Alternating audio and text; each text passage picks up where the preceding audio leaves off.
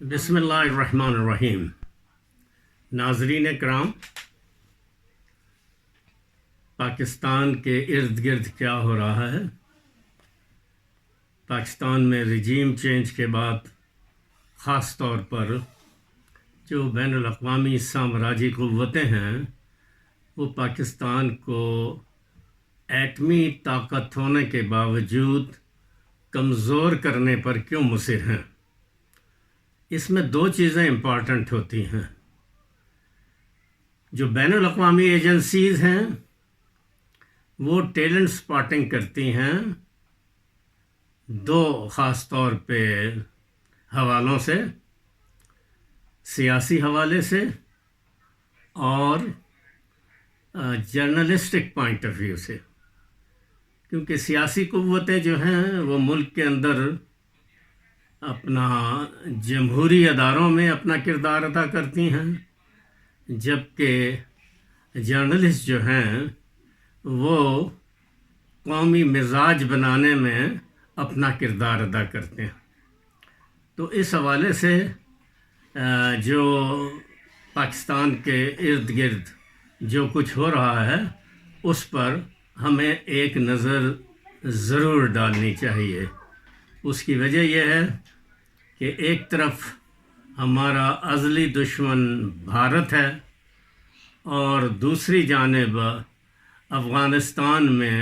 بہت زیادہ صورتحال کو خراب کرنے کی کوشش ہو رہی ہے۔ تو افغانستان اگر پرامن ہوتا ہے تو پاکستان بھی ایک پرامن ملک کے طور پہ اپنا کردار ادا کر سکتا ہے۔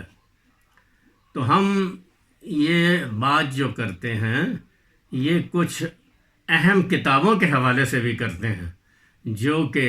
پاکستان کے بارے میں خاص طور پر لکھی جا رہی ہیں، اور خاص طور پر جن کے پیچھے جو اسرائیلی، بھارتی اور امریکن لابی کے لوگ جو ورک کر رہے ہیں اس کو ہمیں ضرور دیکھنا چاہیے۔ خاص طور پر جو آج ہم جس کتاب کا تذکرہ کریں گے وہ کتاب ایک امریکن اسکالر کی لکھی ہوئی ہے جو CIA کے ادارے میں بھی کام کر چکے ہیں، اور جو ایک ادارہ ہے RAND، ریسرچ اینڈ ڈیولپمنٹ۔ اس میں ڈیولپمنٹ کا تو کوئی ورک نہیں ہوا، لیکن ریسرچ اور انالیسس کا کام ہوتا ہے۔ اس میں بھی جس کتاب کا ہم آج بات کریں گے وہ ہے fighting to the end, the Pakistan armies way of war.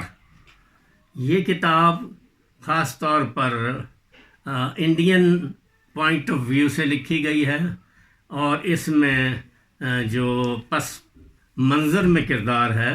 اس میں موساد اور CIA کی کوششیں بھی نظر آتی ہیں۔ اس کتاب کو لکھنے والی ہیں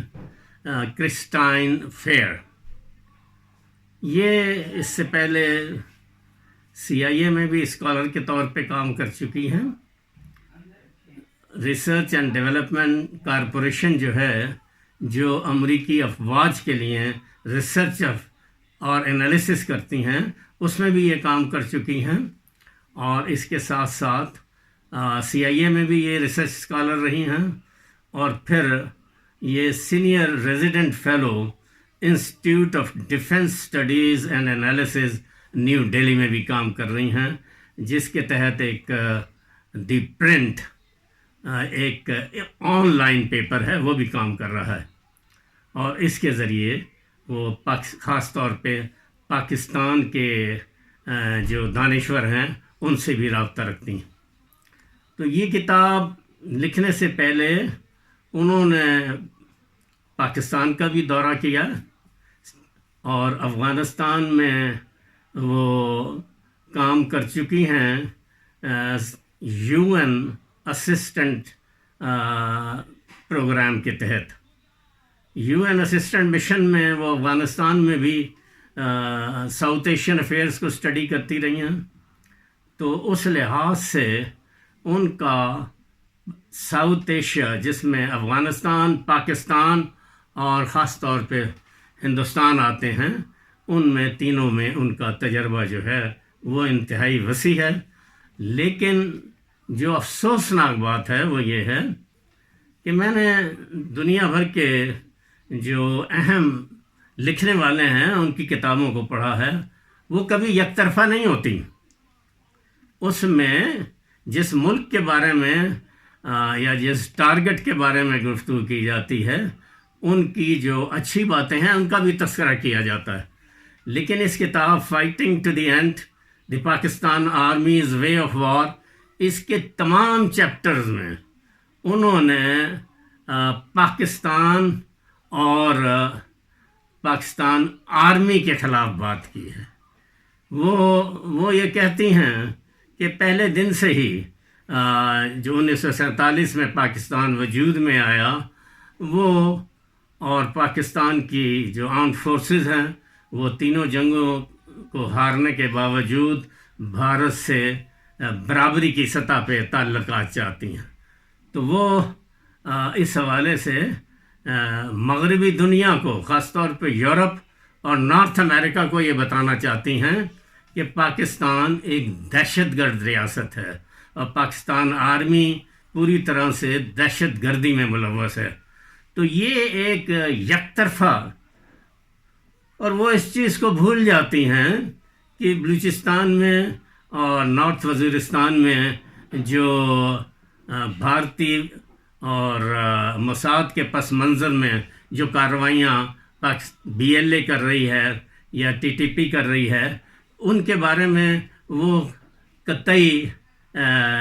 خاموش رہتی ہیں اور ان کے نیگیٹو کردار کے بارے میں بات نہیں کرتی. یہ جو وکی پیڈیا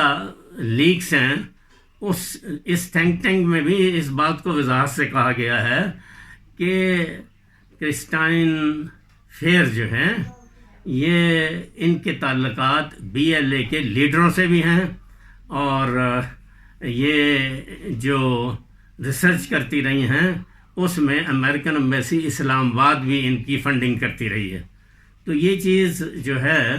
وہ ایک پاکستان کے حوالے سے انتہائی تشویشناک ہے، اور اس کتاب کو ہماری ایجنسیوں کو ضرور پڑھنا چاہیے، کیونکہ اس میں اس کے ہر چیپٹر میں جو کنکلوژن ہے وہ پاکستان کے خلاف نکالا گیا ہے. اور ایک حیرتناک پہلو اس کتاب کا یہ ہے کہ اس میں جن امریکن یونیورسٹیز کے اسٹاف سے کام لیا گیا ہے، اس کے ساتھ ساتھ پاکستان کے جن اہم لوگوں سے انہوں نے براہ راست اس پاکستان آرمی اور ریاست پاکستان کے حوالے سے گفتگو کی ہے، اس میں کسی نہ کسی نے تو کوئی پازیٹیو بات کی ہوگی، لیکن انہوں نے ان پازیٹیو باتوں کو اپنی کتاب میں جگہ نہیں دی ہے، اور اس کو سبجیکٹو طور پہ نگیٹو حوالے سے پاکستان آرمی اور پاکستان ریاست کے خلاف لکھا ہے. اور جن لوگوں سے خاص طور پہ انہوں نے انٹریکشن کیا ہے، اس میں حسین حقانی اور ان کی اہلیہ فرح ناز اصفہانی، پیپلز پارٹی کی شیری رحمان، اس کے علاوہ عائشہ جلال، احسن بٹ اور حنا بلوچ کے ساتھ ساتھ محمد علی دھرانی، شجاع نواز اور مریہ لودھی بھی شامل ہیں. تو یہ جس انداز سے انہوں نے ڈسکشن کی ہے، اور خاص طور پہ حسین حقانی کا انہوں نے تذکرہ اس حوالے سے کیا ہے کہ جس میں وہ پاکستان آرمی کو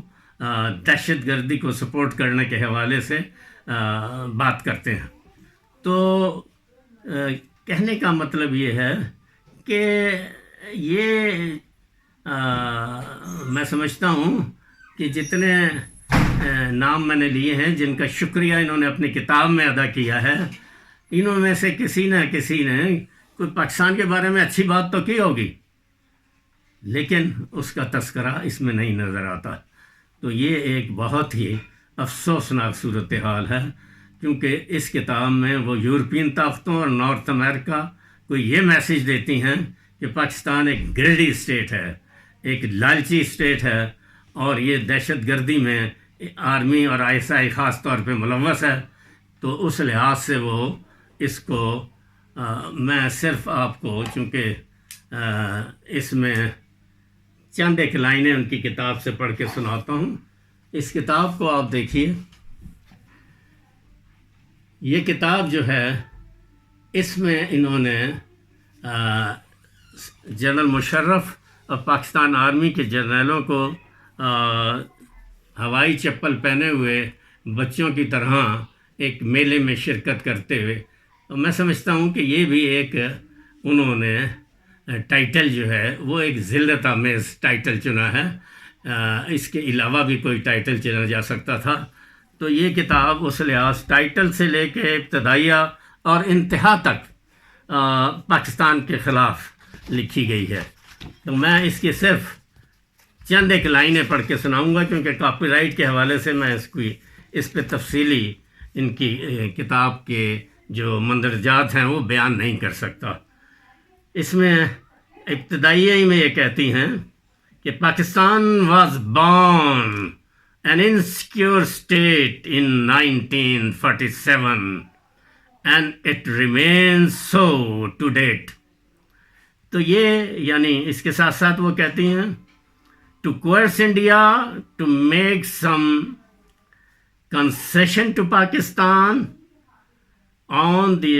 disposition of Kashmir, Pakistan has supported an array of Islamic militant proxies that operate in Kashmir and throughout India۔ تو یہ پاکستان کے حوالے سے حقائق کو صحیح طریقے سے پیش نہیں کرتی ہیں، جبکہ اگر ہم دیکھیں تو BLA کے ذریعے بلوچستان میں اور TTP کے ذریعے جو وزیرستان میں مداخلت ہے وہ بھارت کی طرف سے مسلسل کی جا رہی ہے، لیکن اس کا کسی جگہ تذکرہ نہیں آتا ہے۔ اسی طرح وہ فرماتی ہیں Pakistan has to recognise that it simply cannot match India through whatever stratagem it chooses. It is bound to fail۔ وہ یہ بھول جاتی ہیں کہ ڈاکٹر عبدالقدیر خان محسن پاکستان کے حوالے سے پاکستان نے جو ایٹمی صلاحیت حاصل کی ہے وہ چھوٹی اور بڑی ریاست کے تصور کو ختم کر دیتی ہے، لیکن یہ کہ وہ خاص طور پہ اس حوالے سے بھی اپنی بات جو ہے وہ پاکستان کے خلاف کرنا چاہتی ہیں۔ اسی طرح اگر ہم ان کے اختتامی اس کو دیکھیں چیپٹر کو، تو اس میں آپ تھوڑا سا محسوس کریں گے کہ وہ کہتی ہیں، لکھتی ہیں Pakistan is a purely greedy state as the evidence I present intimates. If so, then any policy of appeasement may in fact aggravate the problems that Pakistan poses to regional and international security۔ تو یہ مطلب ہے۔ اس کے ساتھ ساتھ وہ یہ بھی فرماتی ہیں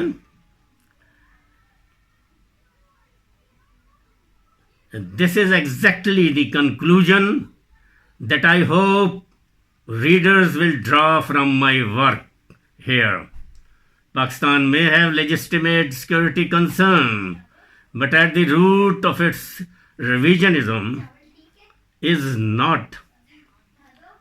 security, but rather deep ideological commitments that predate the independence of the state. They suggest that those who are interested in Pakistan and its destabilization impact on regional and international security must thus adopt an attitude of sober realism about the possible future for Pakistan and the region it threatens. تو یہ کتاب جو ہے یہ پاکستان کے خلاف لکھی گئی ہے، اور میں سمجھتا ہوں کہ ہماری ایجنسیوں کو یہ کتاب ضرور دیکھنی چاہیے، اور جو پس منظر ہے اس کتاب کی رائٹر کا اس کو بھی مد نظر رکھنا چاہیے، چونکہ یہ ایک ایسا جالا ہے جو پاکستان اور پاکستان آرمی کے خلاف چاروں طرف سے بنا جا رہا ہے، جس میں ٹیلنٹ سپاٹنگ کے ذریعے انہوں نے پولیٹیشنز کو بھی اپنا ہمنوا بنایا ہے، اور انتہائی جو صحافت کے حوالے سے اہمیت رکھتے ہیں ان کے ساتھ بھی ان کا انٹریکشن ہے۔ تو ہم مزید آپ کو یہ بتائیں گے آئندہ کی گفتگو میں کہ حسین حقانی کون ہیں اور یہ سلسلہ آگے کس طرح بڑھ رہا ہے۔ بہت شکریہ۔